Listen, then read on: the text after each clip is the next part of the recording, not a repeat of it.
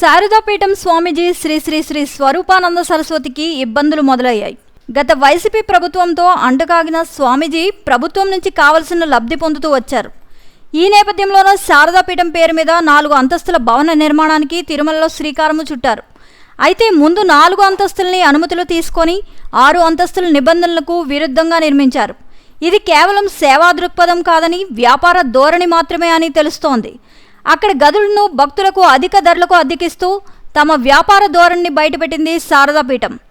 వస్తున్న ఫిర్యాదుల మేరకు ఏపీ సాధు పరిషత్ అధ్యక్షులు స్వామీజీ శ్రీనివాసానంద సరస్వతి తిరుమలలో ఉన్న శారదాపీఠం భవనాన్ని పరిశీలించారు. ఇది కేవలం సేవా దృక్పథం కోసం నిర్మించింది కాదని, వ్యాపారాత్మక ధోరణితోనే నిర్మించారని, తక్షణం దీన్ని కూల్చకపోతే ప్రాణత్యాగానికైనా సిద్ధమని హెచ్చరిక చేశారు.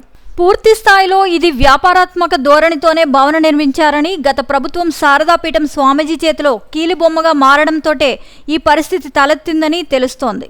ప్రస్తుతం రాష్ట్రంలో కూటమి ప్రభుత్వం ఏర్పడడంతో ఈ భవనాల విషయంపై దృష్టి సారించాలని, సేవా దృక్పథంతో నిర్మించి భక్తులకు ఉచితంగా గదులను ఏర్పాటు చేసి ఇస్తామన్న మాటలను పక్కన పెట్టి వ్యాపారం చేస్తున్న శారదాపీఠంపై తగు చర్యలు తీసుకోవాలని, తక్షణం భవనాన్ని కూల్చివేసి తిరుమల పవిత్రతను కాపాడాలని స్వామీజీ కోరుతున్నారు.